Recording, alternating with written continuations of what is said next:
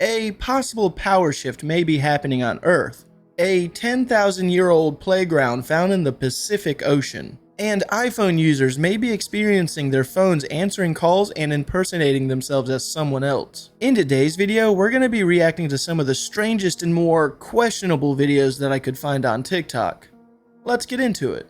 This is probably one of the scariest things to ever happen. Believe it or not, this is also fully true. Back in 1946, an American boat actually picked up a distress signal coming from one nearby. Now, the ship that this transmission was coming from was unidentified. No one even knew it was there, so how is this even real? But the crazy thing is, this case is very well documented and we know that this did actually happen. The first distress signal that was sent said that the officers and the captain were dead. Another transmission then followed saying that everybody on the boat, the whole crew, is gone, and then a final one where the person on the phone said, "I'm about to die." The ship that was picking up the distress signal managed to locate this ship in the middle of the Indian Ocean, so they did actually manage to track it down. They sent a crew there to go and investigate it and help these people back. But here's where things get really interesting and scary. The transmissions were right. The entire crew was gone. They all died in the exact same way, by the look of it. They were all laying on their backs, hands and feet up in the air, almost like they were pushing or looking at something. But none of the bodies were damaged in any way. It wasn't like there'd been a fight or someone who had gone crazy on the ship. They were just perfectly intact, laying like that. There was also no signs of any damages or forced entry on the boat, which just makes absolutely no sense either. They then started to tow the ship back and actually bring it back to port, but it then exploded and sunk into the ocean. Now, many people speculate that this was just a gas leak or something similar which just caused everybody to perish at the same time, but there's also a lot of people that think there was something far more going on this boat. Man, I went on like a good 10-minute read on Wikipedia and all different kinds of articles on this subject, because there's no evidence of the stories that are claimed. And that probably explains why he never mentioned the name of the ship until the very end, where he showed the image of the ship with the name across it. And I believe it's pronounced Orange Maiden. A really good read on the theories and the lore behind it, but again, there's no real proof of any of that happening. And the ship that was supposedly involved, called the Silver Star, has no records of this incident happening. But it's really funny to see how far this story has stretched since the 40s, because this has actually been going on since then. And I could be completely wrong and I'm missing certain articles that are talking about it, and or if you know anyone that was a part of that history, let me know in the comments, please, because that would be really interesting just to take a good read on as well. The following footage is from a woman named Maureen out of Mexico. She heard rustling in her chicken coops when she saw something that she couldn't explain. She managed to run outside the building and capture it as it was running away. But even slowing the video down, I still can't make out what this creature is. And thousands of people are saying it looks like a miniature, tiny horse. And it really does. Take a look at this footage. Comment below. Tell me what you think.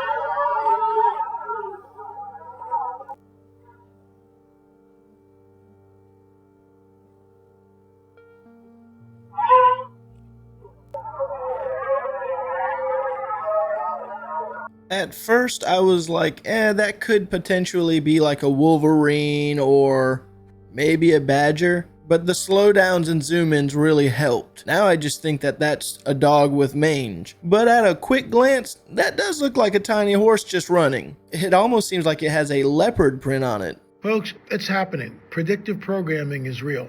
If you go to the Super Bowl ad in 2024, it says, hello down there. You can Google that on YouTube. Hello down there. Watch that. That's predictive programming. The powers that be, are telling you that something is going to happen. What is that something? What can change everything in a flash, in a moment, in a twinkling of an eye? Mile-wide craft over your city? And how are you going to couch that? How are you going to look at that? How are you going to interpret the phenomena when you see it? This is why we made 10 films on UFOs, on the whole phenomena. Everything from close encounters of the first, second, third, fourth kind, cattle mutilations, crop circles, abductions, 2 films on Roswell. Finally, what is the truth? LAMarzulli.com. Thanks for watching. I am L.A. Marzulli. I have heard of the Watchers, but I've never given it a chance. I mean, let me know in the comments if it's worth watching, because I'll give it a shot if it's actually worth it. 7 years of research, I've never seen anything like this before. This is a motor that cells use to move around. You have trillions of them in you right now. That is the top of a column in a Hindu temple. The level of detail and craftsmanship is one thing, but there's a level of geometric and engineering knowledge that is closer to what we see in aircraft manufacturing. That turbine and the Biom Motor both do the same thing so that an airplane and bacteria can move. If this isn't depicting the same thing, you're gonna have to explain to me where the design inspiration came from that coupler and the little stator guy right here. No way they could see these things. These things are complex molecular parts that are assembled and held together by electrons and run on electricity so bacteria can move. This little guy is what gets me though. He's like a little clutch that engages the molecules so it can spin. That's not what that is. Run it back. In the little animation, you know what you see when you look straight up into that motor? You see this thing right here. If you look straight up in one of these temples, guess what you see? There's a pile of coincidences, and then there's a pile of explanations, and this pile is getting quite large. Last one, they may look the same, but the Biom Motor runs on electrical frequency, which I would have labeled with a snake if I was writing a manual for this thing. I definitely agree that those look like jet engines, and I do believe in some temples that they actually spin too, the pillars that is. I sometimes think that these temples and pyramids are just so old that the technology that they had to do these things just withered away. If you're using metal tools or electrical instruments, the stone is going to outlast the equipment. But who knows? I just wish I could go back in time and see how it was really done. That would be a dream come true. Hey, if you haven't done so already and you're enjoying the show, give it a like. And if you're new to the channel, subscribe. I upload a video every Monday, Tuesday, Thursday, and Friday at 9 a.m. And for everyone that's subscribed and or watching, I want to thank you guys for supporting the channel. Hey, did y'all know that they just found a playground at the bottom of the ocean and they dating it back to be at least 10,000 years old? 10,000 years old? What? Like, first of all, how do you even know how old it is? If this is true, then what city could that belong to? They saying it was stone structures that resembled the shape of slides, circular platforms, staircases. And the reason that they think that it's a playground is because they say that the way that it was arranged, it looked like a play area for kids. 10,000 years ago? That dates back to like 8,000 BC, which is basically around the same time as the end of the last ice age. So then that makes me ask, if the playground happened around 8,000 BC or the end of the last ice age, so now it's underwater, so where did all that water come from?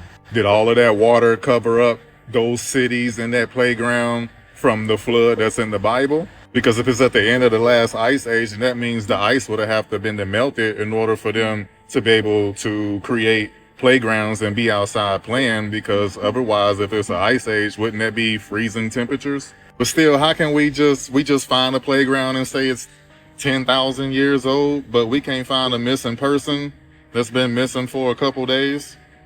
Y'all let me know if this is real or not. I mean, it ain't too many people talking about it on the news. You know what I'm saying? Not that they gonna let us know anyway. But y'all let me know what y'all think about this. And they keeping the people that found it, like their names is kind of like hush hush. You think something like this would be big and huge and all over TV and all over the media, right? Who knows anymore? Hope everybody having a good day. Let me know in the comments what y'all think.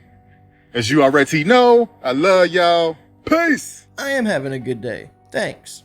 But this story has been blowing up on TikTok for the past day. I thought I would add it in here. And unless I'm missing it somewhere on the internet, I'm pretty certain that this is a fake story. There has not been any actual discovery of a playground underwater whatsoever. Not that I can find. If I'm missing it, please let me know, because I would love to know a discovery like that is real. That would be fascinating, because if that is real, what else is 3,000 feet deep on land? But again, pretty certain that this is a false story, but I thought I would add it. Get your guys' opinion. If you know anything about it, please let me know. One of the best known number stations was the Lincolnshire Poacher, named after the folk song played as an identifying signal.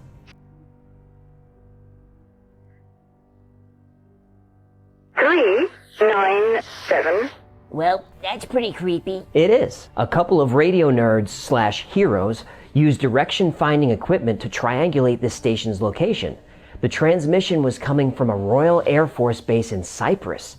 And this station is believed to have been operated by MI6 from the mid-1970s all the way to 2008. One of the creepiest stations ever was called Swedish Rhapsody. It used a child's music box and a child's voice to read numbers in German.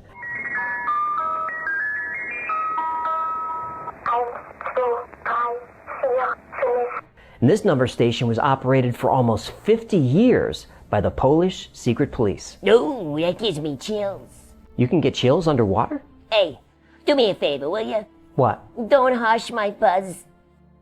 And my favorite number station of all time is Yosemite Sam, whose voice is played as part of the transmission. The broadcast begins on one of several frequencies, then 10 seconds later, it's repeated on the next higher frequency, and so on for a total of 2 minutes.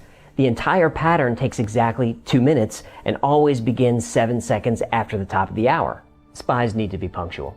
Each broadcast starts with a data burst lasting 0.8 seconds, followed by the voice of Yosemite Sam saying,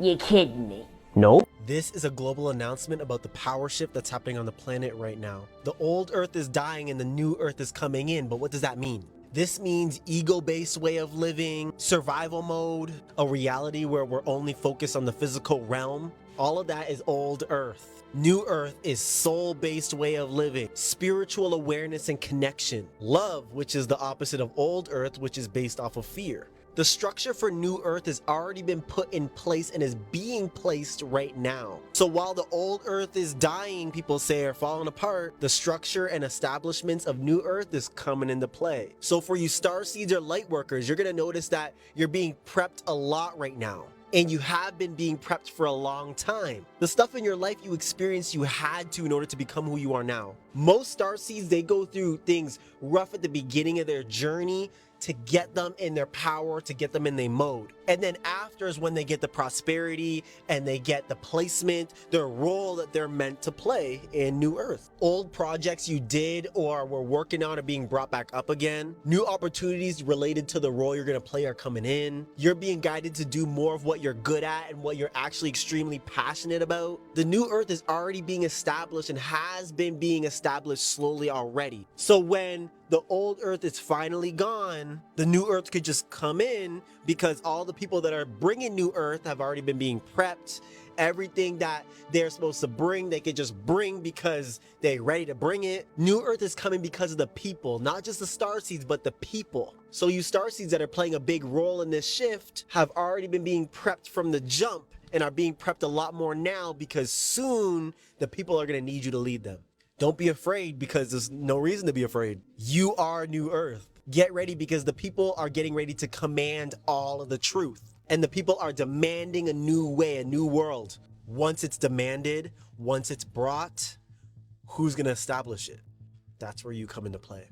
In old Earth, you had to be an egotistical person. You had to do things just for money to be successful. What was rewarded was living in a 3D based way life and pushing that upon others. But now anybody that lives like that is not going to be rewarded like how it was in old Earth. In new Earth, what's going to be rewarded and what's going to make you successful is if you are love-based, you have spiritual awareness, you are pushing others to grow and to become more spiritual or more loving. We're flipping the script here, so even if people try and push old Earth, it's not gonna work because it's out of the vibration of the collective and of the planetary consciousness. Nobody could stop this. It's time for my star seeds to step out of the shadows to come into the light now. Right now, you're getting your lessons, you're getting your prep, all to get you more fine-tuned for later. The role you're gonna play in New Earth, you are being prepared for, and you're gonna be placed into real soon.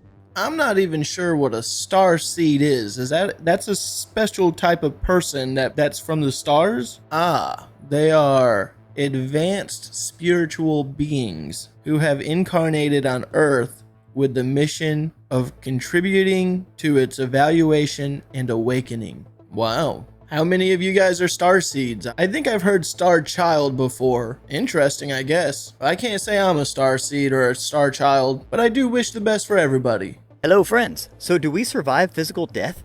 Well, humanity's been trying to answer this question for eons, and me personally, since my near-death experience in 2019, I've been trying to answer this question. And I can tell you based on what happened to me back then and everything I've learned since, with about a 99% certainty, yes, in fact, we do survive physical death.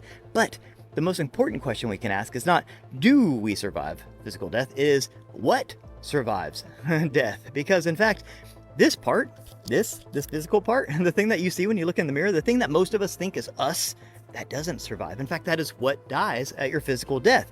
So then what does carry on? That is the most important thing because that defines what you actually are. So I'll break it down like this. You had a car. Imagine your first car, okay? You don't have that car anymore. You don't know where that car is. That car might be completely gone. But in that car, you learned how to drive. You went places that you've never been before. You had experiences. You loaded all your friends in. You went on road trips. You had the time of your life in that car. So what's left from that car? Because the car's gone. Well, what's left is what we call qualia. It's the data of your experience. You learned things in that car. You met people. You went places. You saw things. And you grew as a person because of that vehicle. Now, no one can ever take that from you. Even though that car is gone, you have all those experiences forever. No one can ever take that from you. Then you got another car, right? And you had more experiences, went new places, met new people in that car, right? That car took you to new jobs and new places. But that car's gone now too. So what do you have left from that car? All that qualia, all that data, all those experiences, they build upon each other. That's how our incarnations are. That's what this body is. But this body is a little more advanced than that. And this is what I teach you in my Soul Sync course, because this body actually has its own consciousness and sentience and emotions and wants and desires and needs. So it has like a life of its own. So when we're in this body, we're composed of two things. Your stream of consciousness that's coming into this body and having all these experiences and learning and growing from it, and then also your body. Well, at physical death, your body dies. You don't take that with you. You do, like a sponge, absorb some of the personality traits and character from this body. And of course, you shared all these experiences. It's like roommates, you know, you're here together as a team. So all that goes with you, but all the emotion and all the things that are kind of attached to this body, you know, and the body itself don't. So you really have to think about, what are you? Because that's the part that goes on forever. And that's what we really need to focus on. It's not how we look, not how other people see us, but you, deep inside, who you are, what it means to be you. That goes on forever. The essence of you, the spirit of you, the soul of you, and all the qualia and everything you've done, all the thoughts and dreams, desires, experiences, everything you've ever done, that's you, all wrapped up into one beautiful little soul. That's what goes on forever. But this thing does not. So you kind of have to rethink of what you are, because you do survive physical death, but not this part of you. Let me know what you guys think about that. Have a beautiful day. Peace. I really can't say on this one because I've never had a near-death experience. I've never came close to death to know if that's even a possibility. I would like to believe that, yeah, of course, whatever our conscious does survive after death. The world has too much functionality for it to not. Everything on this planet has a purpose. I only imagine that even after death, there's still a purpose. Now, whether I'm going to be consciously aware of it or if it'll be my actual own conscious that I'm experiencing now, I don't know. But that is a thought that I do have. So I would definitely also like to say that I do believe that we do survive after death. So scientists have made a shocking discovery that is undeniably the truth. So back in Genesis, when God destroyed Sodom and Gomorrah with fire and brimstone, Lot and his family had been rescued by angels. However, Lot's wife looked back and she became a pillar of salt. And that pillar of salt has been found in the land where Sodom and Gomorrah has been believed to be. So this discovery has been made by scientists and archaeologists. You might say, well, didn't they been discover that? Sure, it was Christian archaeologists who found it before. Now it's normal scientists, secular scientists that have found this discovery. Now people are understanding that the Bible is not just a religious book, it is history. It is just like any other book that told stories about history. The history about Sodom and Gomorrah, the history about, even in Sodom and Gomorrah, they still find sulfur balls, which can only be found if there was some type of fire and brimstone, which also shows that it had been destroyed by fire and brimstone that rained down from heaven. It seems like they are finding so many different things in the Bible, and they are finding them in real life, and it's so awesome because now people, you can try and deny it all you want, but if they're finding legit facts and the Bible wrote about it before, that is proving the Bible true. I did a little research on this and actually was surprised to find that this was an actual thing. I have somehow completely missed this. In 2019, Israeli researchers say that they discovered the longest salt cave near their desert site, and the rumors of that salt pillar that he shows is the rumored salt pillar of Lot's wife. I was expecting to find false information, but completely true. Now, it wasn't necessarily scientists per se that are saying this, but it is the overall talk of the area that that pillar of salt is Lot's wife. I can't believe I missed that one for so long. If you have an iPhone, you're going to want to watch this video right now, trust me. It's getting kind of scarier, I can't lie. Starting off with the good part of this first, which will lead into the bad. Paul yesterday, of course, unveiled iOS 26 with all of these cool features, and one of them is, well, going to take the whole telemarketing business out of the picture. What they've done is introduce this feature called call screening. So you know when you get a random no-caller ID phone call or from a random number you don't recognize? Instead of picking up, the software will actually automatically pick up the phone and see what that person has to say. Well, then you can choose whether you want to pick it up or not. It will say this could be your friend, and it will come up with a brief message of what they've been saying. Which, yeah, is good for most people because it means you're not going to get tons and tons of spam calls, but the marketing people who are just spam calling everyone, well, pretty cooked. But this comes with a whole host of problems that scammers are already considering.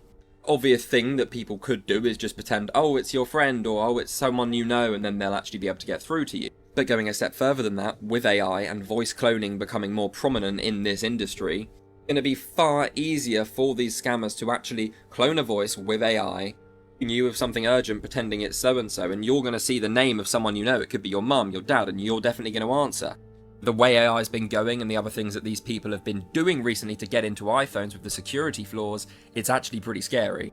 Let me know your thoughts on this. Is this going to be good or very problematic? As always, I will keep you updated. I personally do not see the need for that. I don't think that I like it too much. And that's kind of what the voicemail is for. If I'm not able to get to the phone, you can leave a voicemail, and it does do a voicemail text style readout. So if I get to the voicemail, I can just read the voicemail or listen to it. There's no reason why I need to have some kind of AI assistant listen to whatever the person has to say and then they just give it to me live. There should be no reason for that whatsoever, in my opinion. And for sure, people are going to figure out how to social engineer their way through that system. It'll almost be like when you call a customer service center and there's that automated voicemail and you either have to press buttons on your phone to get to customer service or you're just trying to answer the questions. That's basically what it's going to be like when one of your friends try to call you on the new iPhone. That's silly to me. Alright guys, I'm going to go ahead and end today's video. As always, I want to thank you guys for watching these clips with me. And with that being said, have a good day.